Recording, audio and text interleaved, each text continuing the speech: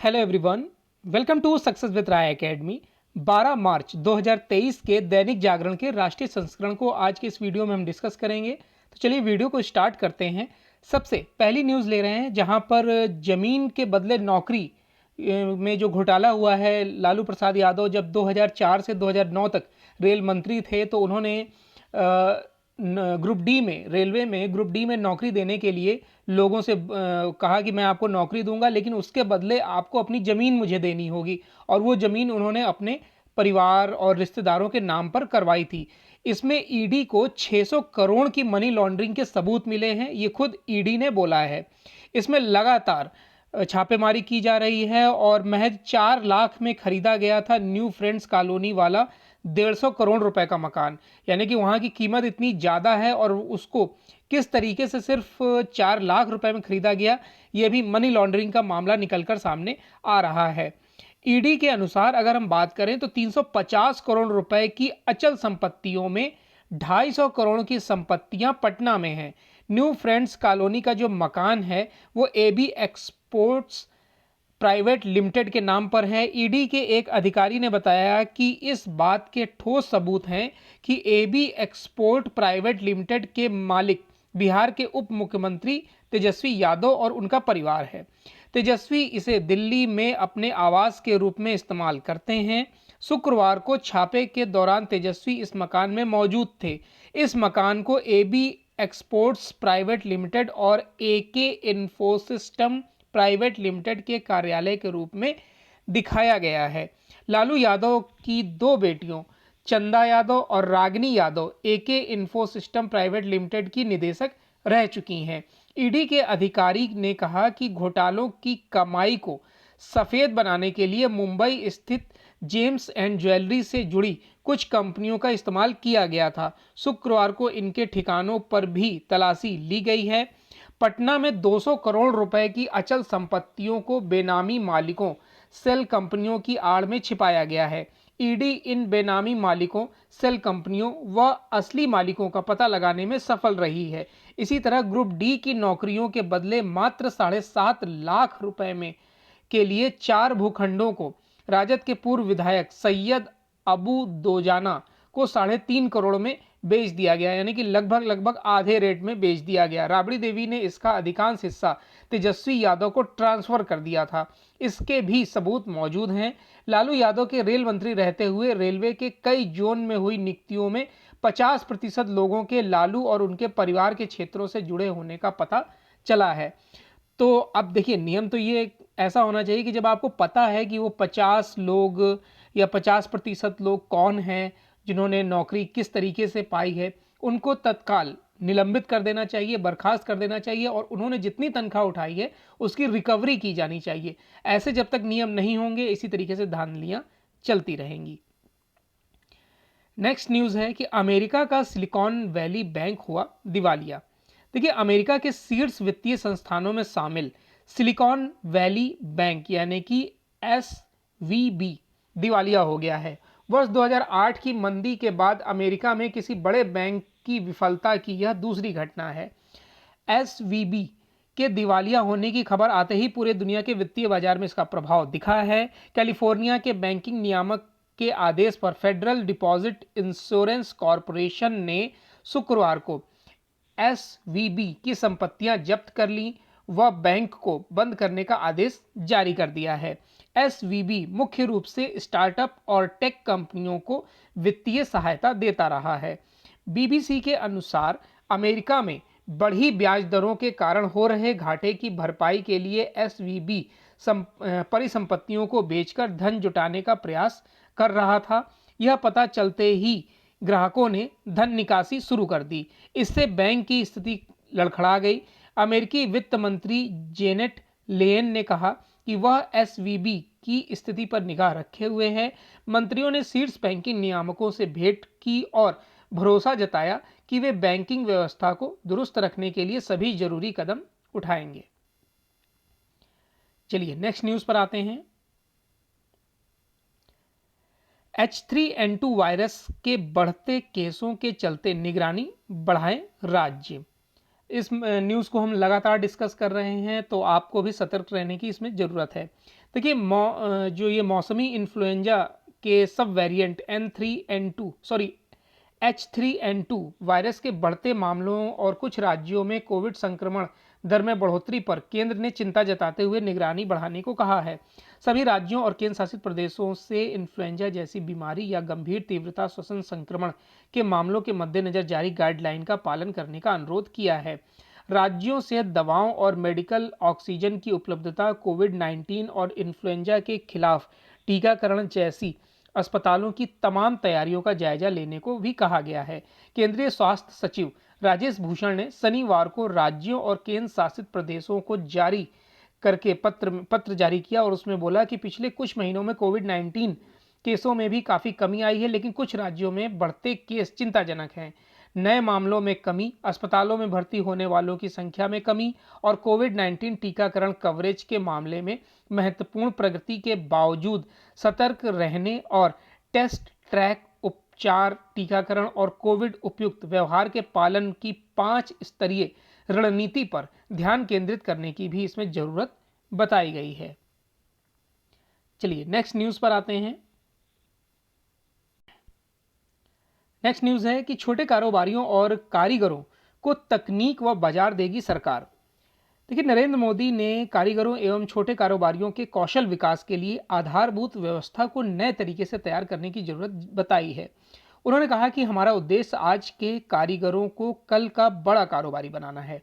इसके लिए उनके उप बिजनेस मॉडल में स्थायित्व जरूरी है। उनके उत्पाद की पैकेजिंग, डिजाइनिंग और ब्रांडिंग पर काम किया जाएगा। ग्राहकों की ज़रूरतों का भी ध्यान रखा जाएगा। स्थानीय बाजार के साथ साथ हम ग्लोबल मार्केट पर भी नज़र रख रहे हैं। प्रधानमंत्री शनिवार को प्रधानमंत्री विश्वकर्मा कौशल सम्मान विषय पर पोस्ट बाजार वेबिनार को संबोधित कर रहे थे। योजना की आवश्यकता और विश्वकर्मा नाम के औचित्य के बारे में बताते हुए प्रधानमंत्री ने उद्योगपतियों से शिल्पकारों में जागरूकता बढ़ाने और मदद करने का आग्रह किया। उन्होंने कहा कि भगवान विश्वकर्मा को सृष्टि का सबसे बड़ा शिल्पकार माना जाता है। प्रधानमंत्री ने कहा कि समाज में कारीगरों की समृद्ध परंपरा रही है।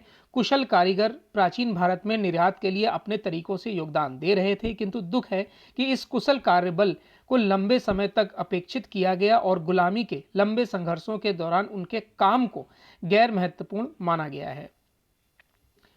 चलिए नेक्स्ट न्यूज़ पर आते हैं कि ऑस्ट्रेलिया से ईवी के लिए लिथियम की सप्लाई पर आश्वस्त होना चाहता है भारत। देखिए, पिछले साल ऑस्ट्रेलिया के साथ जो economic cooperation and trade agreement यानी एकता के बाद दोनों देश अपने व्यापारिक रिश्तों को अगले चरण में ले जाने के लिए कॉम्प्रिहेंसिव इकोनॉमिक कोऑपरेशन एग्रीमेंट पर वार्ता शुरू कर रहे हैं।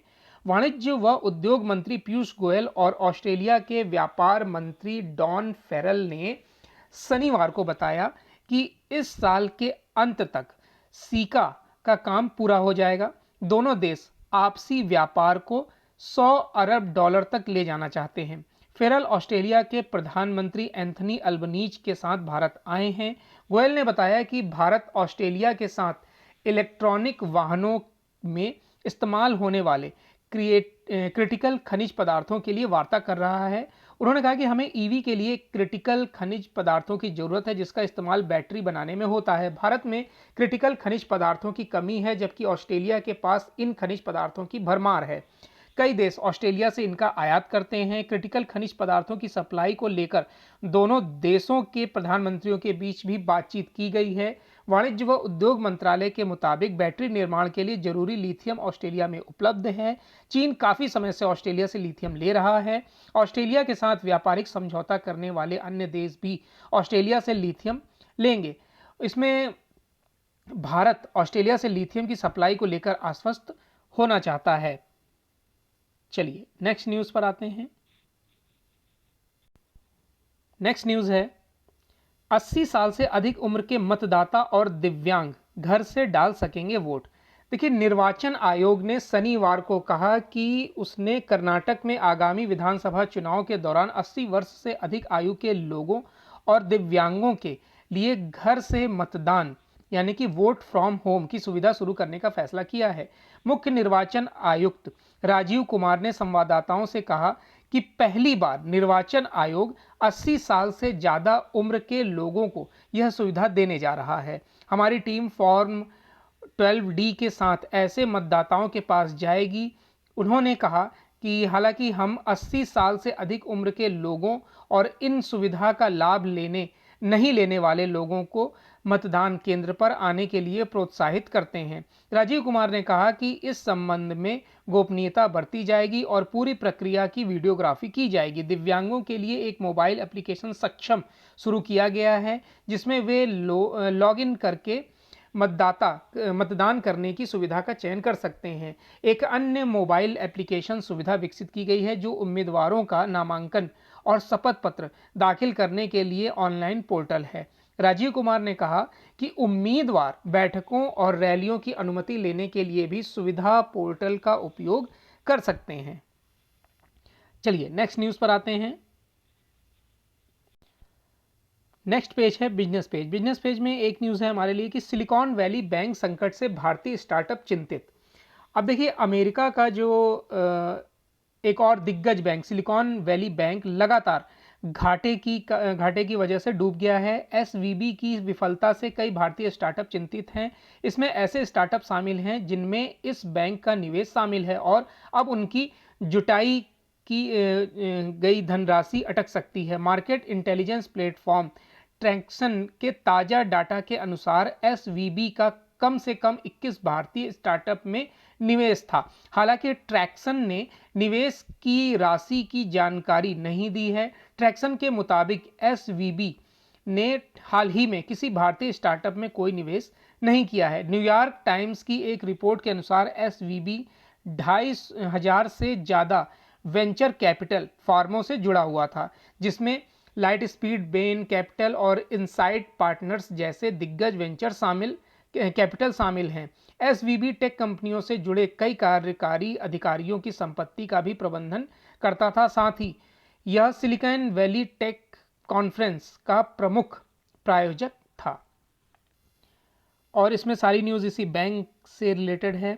और उसके बाद आते हैं हम इंटरनेशनल पेज पर। इंटरनेशनल पेज पर पहली न्यूज़ है कि पाक ने माना यूएन में कश्मीर को मुख्य मुद्दा बनाने में रहे नाकाम। तो ये पाकिस्तान के जो विदेश मंत्री हैं बिलावल भुट्टो जरदारी ने स्वीकार किया है कि उनका देश कश्मीर को संयुक्त राष्ट्र के एजेंडे का मुख्य मुद्दा बनाने में नाकाम रहा है और भारत की कूटनीति उसके प्रयासों को विफल करने में सक्षम है।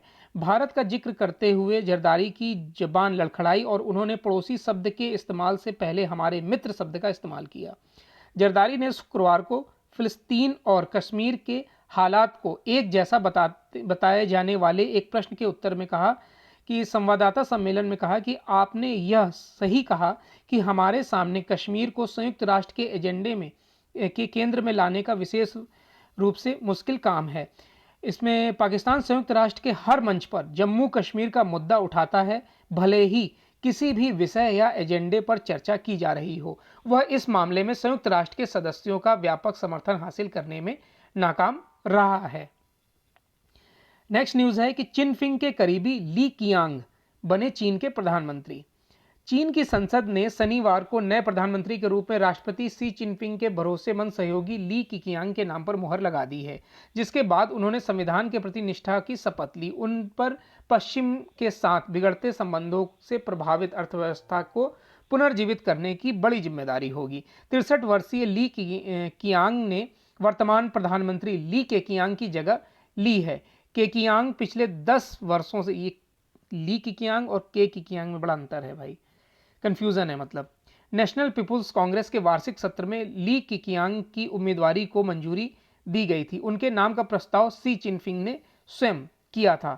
हांगकांग आधारित साउथ चाइना मॉर्निंग पोस्ट के अनुसार बैठक में मौजूद 2,947 एनसीपी सदस्यों में से 2,936 ने उनका समर्थन किया था। तो ये आज का यानी 12 मार्च 2023 का दैनिक जागरण का राष्ट्रीय संस्करण था। आई होप आपको वीडियो अच्छा लगा होगा। अगर वीडियो अच्छा लगा हो तो लाइक और शेयर कर दीजिएगा। वीडियो देखने के लिए धन्यवाद।